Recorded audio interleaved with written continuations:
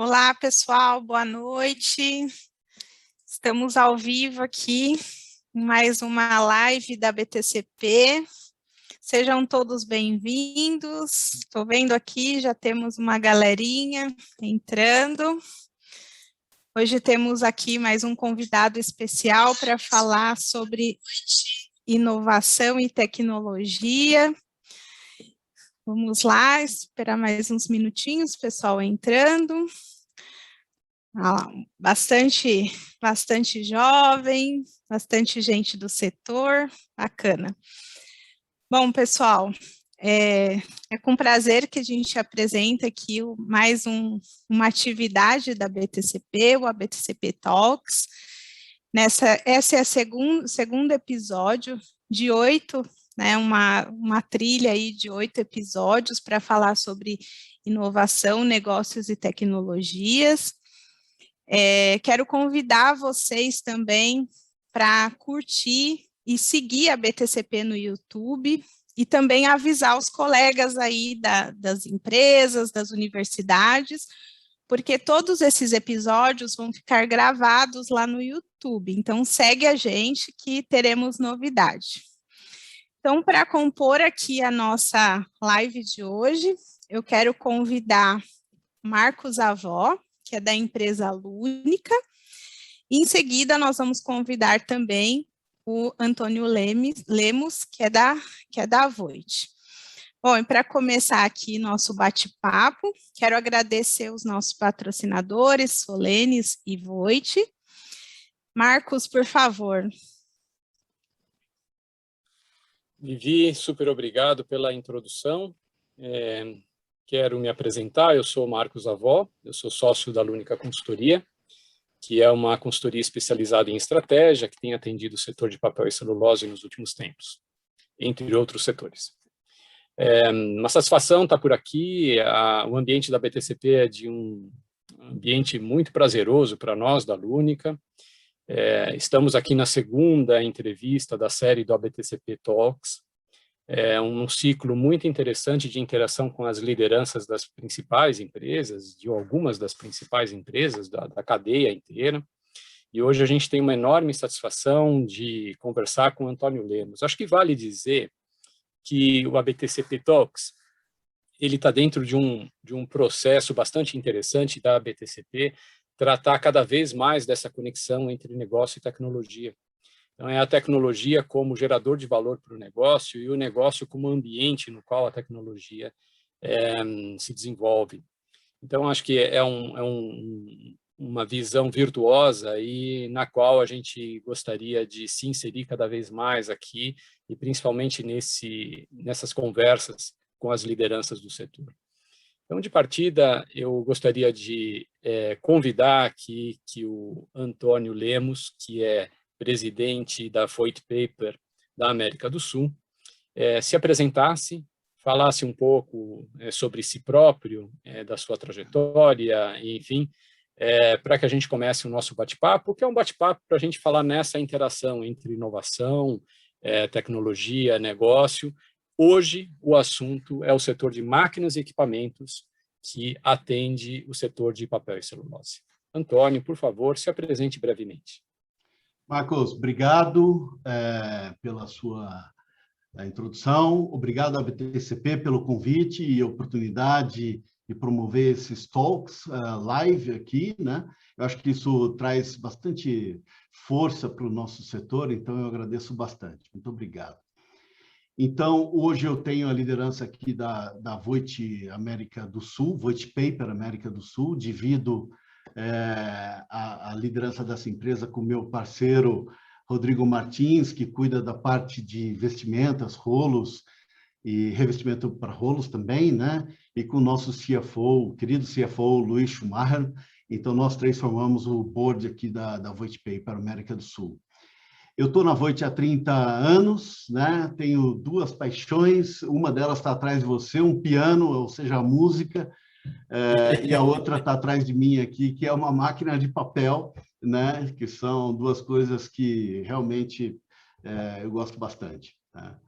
Então... Maravilha, e muito legal saber dessa conexão com a música. já torna mais fluido e mais simples a nossa conversa aqui. O assunto de hoje é muito apaixonante de verdade, porque lida com a tecnologia na produção desse produto que é presente na vida de todos nós, né? A cadeia de papel e celulose depende bastante das tecnologias desenvolvidas aí no elo das máquinas, equipamentos e toda a lógica da indústria de bens de capital, né? E vocês têm uma visão privilegiada sobre a evolução do setor de papel e celulose. Como é que você tem visto essa evolução, a mudança do mix de papéis, a mudança dos produtos? Fala um pouco sobre isso, por favor, Antônio. Legal, eu poderia comentar, né, usando duas vertentes, eu posso assim dizer. Primeiro, olhando mais para o papel em si, né, o consumo de papel que vem crescendo, e isso é muito bom. Vamos dizer, alguns grades vêm crescendo e crescendo significativamente, e isso é muito bom, deixa o mundo mais sustentável, é bom para nós, fabricantes de equipamentos e soluções para essa indústria, né? E a outra vertente, eu diria para você que a dificuldade, desafio, eu diria, que a gente tem no setor com relação aos custos logísticos e custos de matéria-prima. Mas vamos começar primeiro por o que é bom, né? Que é o aumento do consumo de papel. É impressionante. Em 2020, 20 milhões de pessoas compraram pela internet, compraram via e-commerce pela primeira vez, né? É um número assim brutal. E 150 mil lojas no Brasil passaram a oferecer seus produtos, seus serviços via e-commerce também. Ou seja, o mercado tem sido muito impulsionado pelo e-commerce, tá? Em alguns setores, falam-se que até 68% de aumento, né, de vendas por e-commerce. Alguns fabricantes de papel até comentaram via e-commerce, né, 120% de crescimento, que são números bastante interessantes. O que significa isso? Muito mais papel para embalagem, né, para embalar os produtos, né? Isso a gente pode ver assim nitidamente, tá? Um outro ponto que eu comento é que, devido a esse aumento de consumo de papel, os médios e pequenos produtores todos estão olhando para aumentar suas eficiências, suas produções, buscando investimento em novos equipamentos, melhorando qualidade. Então, a gente tem isso bem forte também. Alguns grandes produtores de papel já assinaram projetos para aumentar a produção significativamente com novas linhas, né? Um terceiro ponto também associado a isso com a pandemia, principalmente, o consumo de papel gráfico que a gente fala, que é aquele papel para escrever, para imprimir, ele caiu bastante, tá? E vem caindo. Isso não é só no Brasil, no mundo todo, né?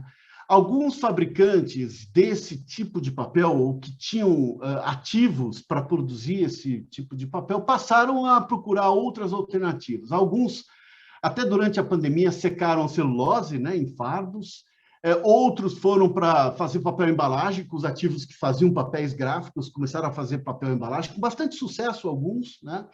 Inclusive, a gente tem já alguns contratos bastante interessantes para converter esses ativos para fazerem papel de embalagem, né? E um quarto ponto, eu diria, que é a substituição de matéria-prima ou aumento de produção de matéria-prima reciclada, né? Então, por exemplo, quem produz papel com reciclado quer produzir mais papel ainda com matéria-prima reciclada, papel reciclado. Então, isso também gera um volume de negócio para nós, fabricantes de equipamentos, né? Antônio, acho que vamos dar uma resumida em tudo que você trouxe até aqui, porque acho que são pontos bem importantes. Embalagem crescendo, algumas máquinas de papel imprimir, de papel de imprimir e escrever sendo convertidas para outras finalidades, e um ambiente aí que está sendo muito puxado pelos hábitos da pandemia, né? Pelos hábitos que deram uma acelerada, né, nesse ambiente da pandemia. Mas em que medida a pandemia é o fator determinante disso e em que medida é um movimento em crescimento estruturante que independe da pandemia? Olha, eu acho que esse consumo via e-commerce, né, ele traz mais, você encomenda mais single produtos para sua casa, então o consumo de embalagem acaba sendo maior, porque você encomenda um dia, encomenda outro, então a variedade é muito maior, né? Acho que esse é o primeiro ponto. O segundo ponto é que esse crescimento do e-commerce, ele não volta para trás, né?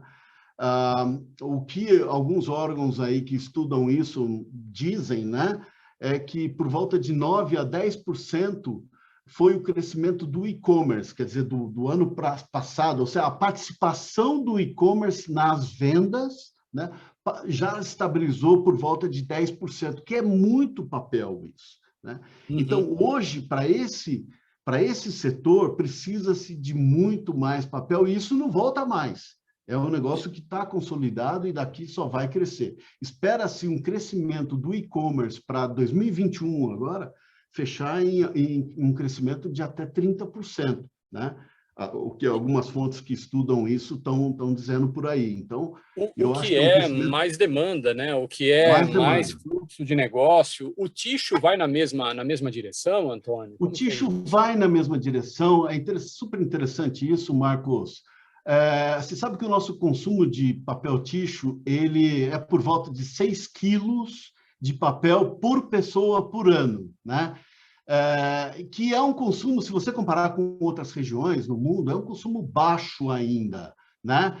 Então, a gente tem muita oportunidade para crescer no volume de consumo de papel ticho, que é o papel higiênico que a gente fala, né? O papel toalha. Sanitário, guardanapo. Exato. Tem muito espaço para crescer. Enquanto a gente Antônio, desculpe te interromper, mas essa medida de 6 quilos per capita por ano, em comparação com a Europa, Estados Unidos, é quanto? Para a gente conseguir mensurar a oportunidade. Marcos, para você ter uma ideia, a gente consome aqui 6 quilos, entre 6 e 7 quilos, né? Na Europa, consome-se 16 quilos por ano. Cada cidadão europeu, na média, consome por volta de 16. Nos Estados Unidos, esse número chega perto ali de 25 quilos, né? A Ásia está mais para baixo, mas a diferença que a gente tem desse consumo aqui na nossa região para a Europa e Estados Unidos é gritante. Então, tem muito espaço ainda para essa indústria crescer, e está crescendo, né? Principalmente deslocando o consumo, o aumento do consumo para as regiões mais do norte do Brasil, né? E isso configura um ambiente aí pujante aí de crescimento, uma expectativa até muito conectada à transformação social, que é talvez menos dependente das condições aí de governo e tudo mais, é uma coisa da evolução da sociedade de uma maneira mais básica, né? Agora, e o setor em si de máquinas e equipamentos? Que contribuição? Como é que ele está se transformando? O que se espera daqui para frente de máquinas e equipamentos para acompanhar esse crescimento, Antônio? Então, Marcos, esse é um desafio para nós, né? Nós, hoje, estamos buscando máquinas cada vez mais autônomas, né? Então, processos que se autorregulam, que aprendem sozinho a fazer o controle, né? Cada vez mais eu preciso menos de operadores, né? Teoricamente, essa é a vertente que o desenvolvimento da tecnologia está perseguindo. E, para isso, você precisa ter uma mão de obra qualificada, né? A indústria 4.0 já chegou na máquina de papel, né? Nas produções de papel. Ela já está aí. Nós, hoje, temos soluções já consolidadas e bastante interessantes para tratar essa autonomia das máquinas e dos processos, né? Então, acho que isso é um desafio que nós temos. Um outro desafio é você ter máquinas mais sustentáveis no ambiente que ela está inserida, né? Então, por exemplo, máquinas que consomem uma baixíssima quantidade de água, né? Hoje, na Europa, você tem máquinas instaladas com circuitos de água bastante fechados, né? Que não pode ter descarte para o meio ambiente. Então, por exemplo, a máquina consome 1,5 kg a 2 litros de água por quilo de papel produzido, né? Que é basicamente o que tem na evaporação da máquina de papel. Claro que isso já é um extremo assim bastante ótimo e um estágio bastante elevado de tecnologia, mas é possível, nós estamos chegando a isso. Então, acho que esse é um desafio também. E o terceiro desafio que eu poderia comentar é a substituição do plástico, né? As embalagens hoje elas podem receber uma resina biodegradável, e ela é uma barreira à gordura, uma barreira à água, a vapor, né? Em substituição do plástico. Isso é muito bom, né? O papel, a embalagem sem o plástico é um negócio muito bom. Então, nosso maquinário hoje, nós investimos, por exemplo, no nosso coater piloto para os nossos clientes fazerem testes dessas resinas biodegradáveis, etc., uma quantidade de dinheiro bastante grande para a gente adaptar o nosso coater lá, né, a nossa máquina que aplica essas resinas, para produzir, para que os nossos clientes possam testar formulações e etc. Então, esse é um grande desafio que a gente persegue, que a gente tem. Acho que a sua fala é muito interessante, porque você conseguiu trazer, de uma forma muito resumida, pontos que parecem apontar para uma transformação do setor de máquinas e equipamentos, né? Porque ao ouvi-lo, eu entendo o seguinte, que o setor, em particular, talvez a Foyt, você fala até em nome da empresa, né, talvez esteja priorizando alguns investimentos, né, no desenvolvimento tecnológico, inclusive. O que eu ouvi que você está dizendo que tem uma coisa de inteligência artificial, as máquinas mais e mais autônomas, é um investimento em que isso deve demandar mais e mais gente qualificada, investimento voltado à sustentabilidade, a história dos circuitos fechados que você mencionou, né? O consumo de água e tal. Agora, isso, se a gente olhar que esses investimentos eles têm um ciclo, né? Que esse ciclo você investe, desenvolve novas máquinas, isso você vai chegar nas novas fábricas, ou até substituindo o maquinário das fábricas de papel e celulose. Isso tem um ciclo e a gente vê que tem uma lógica estruturante em relação a isso. Você consegue também mencionar, para ser o nosso último tópico aqui, que os nossos papos são papos pocket, né? São papos curtos. Ótimo, quais são as prioridades do curto prazo, por exemplo, para a Foyt, em relação a como sustentar esse movimento? Sabe o que é legal, Marcos? A indústria, você pode classificar a indústria em vários níveis, né? Outro dia eu li um paper sobre esse tema, né? Nível 1, nível 2, nível 3. Nível 1 seria a indústria aeronáutica por causa da redundância que você precisa ter para os aviões não caírem, né? O nível 2 seria a complexidade com relação ao nível de variáveis que você tem na indústria que interfere o seu processo. E a indústria de papel estaria aí no nível 2. Quem é papeleiro, quem opera uma máquina de papel, sabe a quantidade de variáveis que a gente tem no processo de fabricação de papel. É consistência, temperatura, velocidade, se a fibra está entortada, o tamanho da fibra, é muita coisa. Então, a inteligência artificial, ela vem para tornar toda essa complexidade em algo até divertido, eu diria, tá? A gente tem soluções hoje em dia, bastante interessantes, que está conseguindo, de alguma forma, colocar isso em situações de bons controles, de boa redução de custos de fabricação. Então, todo esse ambiente complexo, né, ele está conseguindo ser equalizado pela tecnologia 4.0. Só que esse conhecimento ele está dentro de pessoas, né? São as pessoas que trazem isso, são as pessoas que desenvolvem isso. Então, a curto prazo, hoje, na Voit Paper, o que eu e os meus parceiros do board e todo o nosso corpo gerencial, o que nós estamos muito focados é em cuidar dessas pessoas, em atrair os melhores talentos para que a gente possa realmente tornar toda essa complexidade em até uma vantagem competitiva, né, no setor. E a gente tem conseguido, a gente tem muita gente boa, impressionante, também na nossa matriz tem muita gente boa, muita gente interessada nesse desenvolvimento, Marcos. Maravilha. Antônio, muitíssimo obrigado pelos seus pontos. Eu saio da conversa diferente do que eu entrei. Então, eu saio sabendo um pouco mais do setor de papel e celulose, e, em particular, da contribuição das máquinas, equipamentos e empresas de tecnologia, como a Voith, assim como outros players do mesmo setor, do mesmo elo.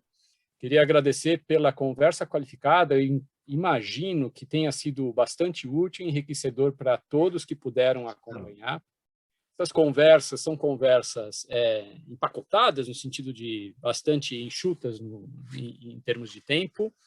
E muitíssimo obrigado. Na semana que vem, a gente conta com mais uma entrevista nesses moldes. Vai ser com o Newton Saraiva, da IBEMA, que provavelmente seja seu colega aí nas interações, né?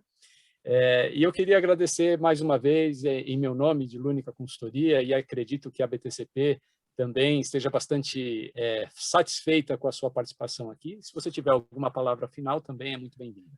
Eu que agradeço de novo, né, a BTCP e a você por toda essa simpatia de colocar o setor em evidência. Eu acho que isso é muito bacana. Muito obrigado. E nós estamos na Voith Paper sempre à disposição para qualquer pergunta, para qualquer relacionamento que a gente possa fazer no setor, né? Então, estamos sempre à disposição da BTCP e do público em geral. Muito obrigado.